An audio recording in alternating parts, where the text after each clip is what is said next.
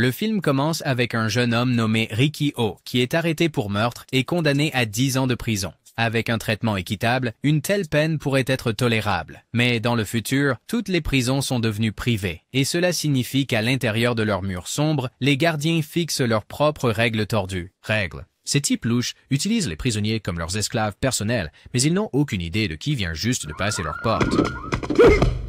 Un bus rempli de prisonniers passe par des points de contrôle fortement gardés, se dirigeant vers un établissement de haute sécurité. Comme toutes les autres prisons de ce monde futuriste, elle appartient à une entreprise privée. Parmi les nouveaux arrivants se trouve Ricky Ho, condamné à 10 ans pour agression et meurtre. Ricky montre immédiatement de la défiance, ignorant les ordres et passant directement par le détecteur de métaux. Les alarmes retentissent et les gardes se précipitent vers lui, pensant qu'il est armé. Mais la radiographie révèle 5 balles coincées dans son corps. Un garde propose de l'aider à les retirer, mais Ricky lui dit nonchalamment qu'il va les garder comme souvenir encore un peu plus longtemps.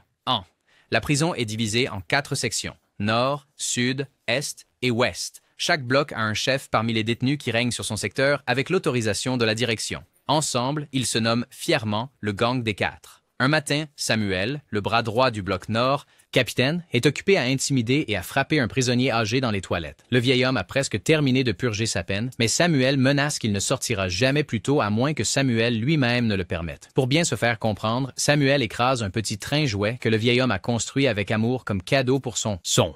Enragé et désespéré, le vieil homme perd son sang-froid et charge Samuel tenant un rabot. Samuel attrape rapidement l'arme et le frappe brutalement au visage. En entendant le bruit, un gardien entre en courant, prenant immédiatement le parti de Samuel et de l'équipe.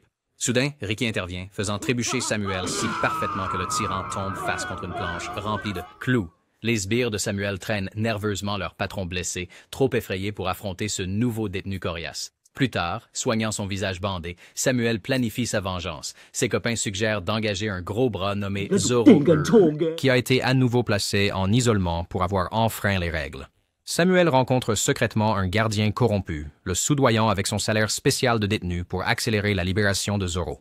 Le lendemain, les gardes coincent à nouveau le prisonnier âgé, lui annonçant froidement que sa libération anticipée est refusée. Ils l'accusent à tort d'avoir secrètement écrit des lettres à sa femme et à son enfant sans permission. Il proteste, les traitant de menteurs, mais ne reçoit que des coups en retour. Le cœur brisé, il réalise qu'il n'a plus rien pour quoi vivre s'il ne revoit jamais sa famille. À la tombée de la nuit, les détenus trouvent le vieil homme pendu, sans vie, à une corde. Tout le monde murmure tristement à quel point son emprisonnement était injuste. Il avait seulement renversé quelqu'un par accident en emmenant sa femme enceinte à l'hôpital. Ricky entend la conversation des prisonniers et se rend dans la cour de la prison pour rendre un dernier hommage. Il brise les chaînes retenant le corps du vieil homme et place soigneusement le train en jouet, désormais parfaitement réparé par ses propres mains, doucement dans les mains du défunt, en prise. Le lendemain matin, Ricky et Samuel se douchent lorsque Zorro apparaît soudainement, bloquant la porte comme un réfrigérateur énorme et en colère. Sans hésitation, le colosse attaque Ricky, lui assénant un coup de poing dévastateur qui l'envoie voler à travers la pièce et s'écraser violemment contre le mur opposé. Ricky se relève et fait face à la prochaine attaque du géant Zorro avec une force surhumaine. Force. Son coup de poing traverse le ventre de Zorro, faisant tomber le grand gars au sol dans l'agonie. Samuel se précipite avec un pic, poignardant la paume de Ricky, mais Ricky ne bronche même pas. Au lieu de cela, il brise calmement les doigts de Samuel et l'assomme avec un coup assez fort pour rendre un fusil jaloux. Les gardes crient à Ricky de se rendre, mais ils sont interrompus par le capitaine Hyde du bloc nord. Hyde veut Ricky et son équipe, mais Ricky n'est clairement pas intéressé. Il ramène Ricky à sa cellule, où il ressent soudain une douleur aiguë dans sa poitrine. Ricky respire profondément et se remémore un moment de son passé, quand il était encore un lycéen marchant pour visiter la tombe de ses parents. Là, il rencontra un étranger mystérieux qui s'est avéré être son oncle, Shang Kui, un maître de Kung Fu. Shang Kui a défié Ricky de montrer ses compétences en combat, bloquant facilement l'attaque furieuse du jeune homme, Kui and Xiao Prey, et a décidé de le prendre comme élève. Depuis, Ricky s'entraîne tous les jours au cimetière, maîtrisant son énergie chi pour briser sans effort d'énormes rochers et endurer de puissants coups sur son poitrine. De retour à la réalité, Ricky est conduit chez le sous-directeur, un type désagréable connu sous le nom de Cyclope. Ce charmant personnage est occupé à se goinfrer de steak, utilisant un crochet en fer à la place de sa main gauche et arborant fièrement un œil artificiel. Cyclope commence à cuisiner Ricky, lui demandant pourquoi il a tué un puissant gangster et ce qu'il a fait pendant les 2 années depuis qu'il a quitté l'orphelinat. Lorsque Ricky refuse de parler, Cyclope l'appelle et lui montre une lettre de l'extérieur. Il accroche cruellement la main de Ricky et le frappe au visage, menaçant la petite amie de Ricky dont la photo était jointe. Cela fait perdre son sang-froid à Ricky. Complètement. Il casse le bureau en deux, projette un garde à travers la pièce et se jette dans l'action, déviant une balle en plein vol avec un plateau en métal. Ricky immobilise Cyclope dans un coin et manque de le tuer, s'arrêtant à la dernière seconde. À la place, il reprend la photo et s'en va. Dans sa cellule, Ricky sort une flûte et joue un air, se remémorant des moments plus heureux. Un an plus tôt, il passait des journées insouciantes dehors avec sa petite amie, Yen. Le lendemain matin, le sbire de Samuel, désormais sans la protection de son patron, fait face à la justice des prisonniers qui l'avait intimidé. Le capitaine High intervient, arrêtant l'exécution, mais un homme, Quan, proteste avec colère et défie ouvertement l'autorité de High. Pour cette défiance, High lui entaille rapidement le visage avec un lame. Avant que les choses ne dégénèrent davantage, Cyclops attrape Quan avec son crochet. Le sous-directeur veut donner une leçon à Ricky et remet un couteau à High, lui ordonnant de s'en occuper. Ricky et High se rencontrent dans la cour de la prison où High a attaché le blessé Quan à un énorme en bois. Croix. Et se voit en Ricky, se sentant regretter de devoir le combattre. Ricky exige la libération de Quan avant le combat, mais les détenus avertissent Ricky que c'est inutile. Une fois que High montre ses tatouages, rien ne peut l'arrêter. Bien sûr, Hay lance des éclats de verre dans les yeux de Ricky, le rendant temporairement aveugle. Ricky, grièvement blessé au bras, s'effondre sur le sol. Ricky parvient à se rincer les yeux et à retrouver la vue juste au moment où les autres détenus se rallient derrière lui. D'un mouvement rapide, il esquive l'attaque au couteau de High et frappe, éjectant l'œil de High. Puis, à la surprise de tous, Ricky bande fermement son bras blessé pour arrêter le saignement. High, submergé par la défaite, fait une dernière tentative pour riposter, mais est arrêté par Ricky qui lui assène un coup de poing final puissant. High tombe, vaincu. Après le combat, Ricky arrache la croix en bois massive du sol, mais c'est trop tard pour sauver Quan. Les détenus furieux se révoltent, chargeant Cyclops. Mais les trois capitaines restants le protègent. Tout le monde pousse Ricky à se venger et à éliminer le gang des quatre, mais Ricky ne veut pas plus de carnage. Au lieu de cela, il emporte le corps de Quan, refusant le chemin de la vengeance. Cyclope, voyant une opportunité, propose à Ricky le poste de capitaine du Bloc Nord. Mais l'attention de Ricky est attirée par Alan, le fils spirituel de High, en deuil de son père défunt. Ricky lui apprend à jouer de la musique avec une simple feuille verte, mais quand Alan essaie, il ne réussit pas à produire un son, car les capitaines lui avaient appris la langue pour l'empêcher de révéler leur secret. Ému par la douleur du garçon, Ricky lui offre sa propre flûte en cadeau. En retour, Alan lui offre des feuilles de pavot, un cadeau du capitaine du Bloc Sud. Ricky est horrifié. Les capitaines gèrent une plantation illégale d'opium à l'intérieur de la prison. Pendant ce temps, les capitaines se réunissent pour discuter de ce qu'il faut faire à propos d'Alan, qui s'est rangé du côté de Ricky. Dans un cruel retournement, ils exposent le corps de High, affirmant que Ricky avait manqué de respect. Ensuite, il tue Alan et laisse son corps dans la cour comme un avertissement pour les futurs traîtres. Dévasté par la mort d'Alan, Ricky brise la flûte de rage. Cyclops est furieux que le secret de la plantation ait fuité, mais à ce moment-là, Ricky est déjà en train de brûler les champs de pavots, détruisant l'Empire. Le capitaine du Bloc Sud, Huang Shun, affronte Ricky et attaque avec un kung-fu mortel, frappant brutalement Ricky en plein cœur. Pendant ce temps, le chaos éclate, alors que les détenus tentent de profiter de la distraction pour s'échapper. Cyclope, paniqué, apprend que le directeur de la prison reviendra bientôt de vacances à Hawaï. Il ordonne l'activation du plan 0. Ricky, allongé sur le sol et serrant sa blessure, se souvient des enseignements de son maître et trouve la force de riposter. Il se relève et affronte les trois capitaines. L'un d'eux enroule Ricky avec des couteaux attachés à des cordes, prêts à l'achever. Mais Tarzan, la brute du groupe, intervient et revendique la mise à mort pour lui-même. Alors qu'ils se disputent pour savoir qui aura l'honneur de tuer Ricky, le système de canon automatisé faisant partie du plan 0 s'active. Et les balles pleuvent les murs.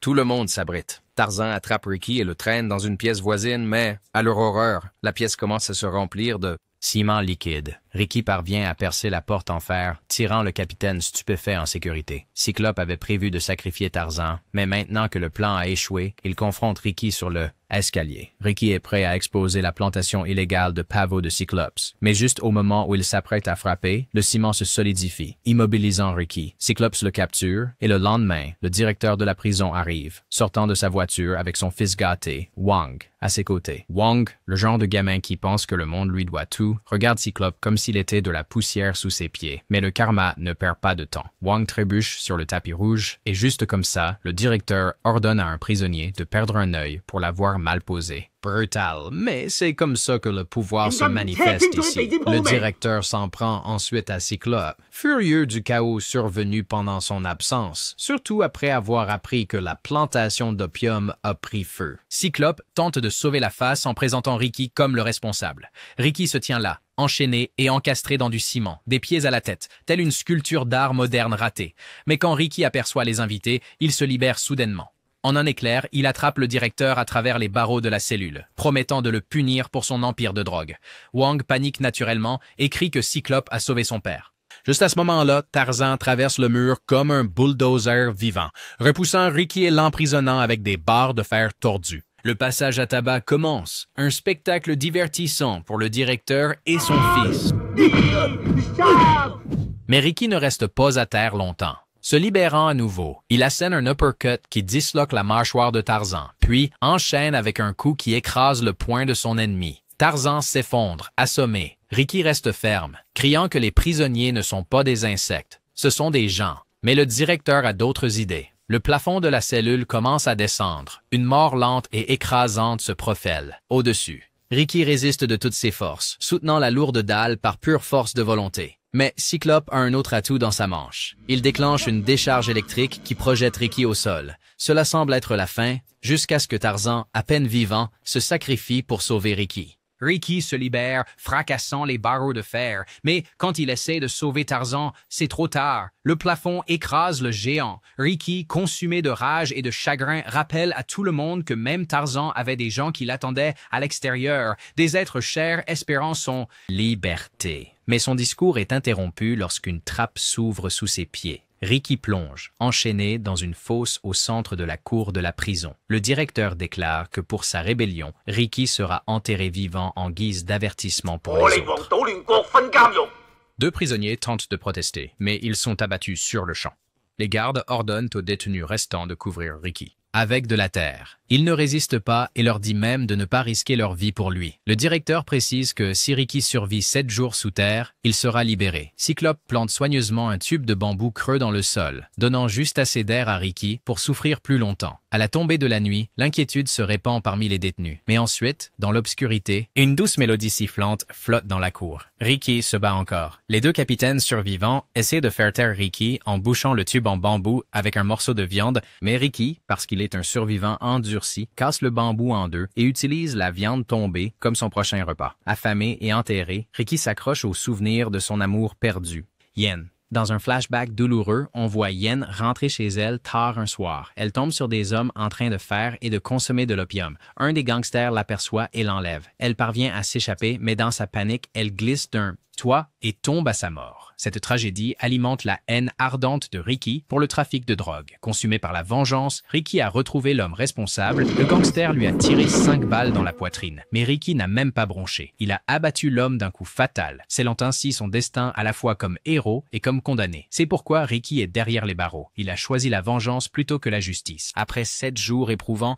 malgré les tempêtes et un tourment inimaginable, Ricky est tiré de la tombe vivant. Il saute de l'excavatrice, mais il n'y a pas le temps de respirer. Les capitaines attaquent immédiatement, désireux de finir ce que la tombe n'a pas pu. Les prisonniers en ont assez des injustices sans fin et des promesses non tenues. Ils se soulèvent en rébellion, mais Ricky finit jeté à nouveau dans le cachot comme un animal sauvage. Pourtant, même enchaîné, Ricky refuse de céder, déclarant qu'un cochon et un loup ne peuvent jamais être amis. Pour sa défiance, il reçoit un coup brutal au visage avec une clé. Les capitaines jouent avec lui, exigeant de savoir où il a disparu pendant 2 ans. Ils enfoncent des lames de rasoir dans sa bouche et le frappent jusqu'à ce que le sang coule. Mais lorsque le directeur arrive, espérant obtenir des réponses, Ricky crache ces mêmes lames directement dans son visage. Calme mais mortel, Ricky dit que son secret sera la dernière chose que ces tyrans apprendront jamais. Cette nuit-là, un des amis de Ricky risque tout pour lui apporter de la nourriture et des mots d'encouragement. Mais rien n'échappe à l'œil vigilant de l'assistant du directeur. Le matin venu, Cyclope trouve le traître et assène un coup fatal, impatient d'exhiber le cadavre de l'homme comme un avertissement. Mais lorsqu'il vient se vanter, Ricky n'est pas là. En réalité, Ricky se cache près du plafond, attendant comme un tigre dans les ombres.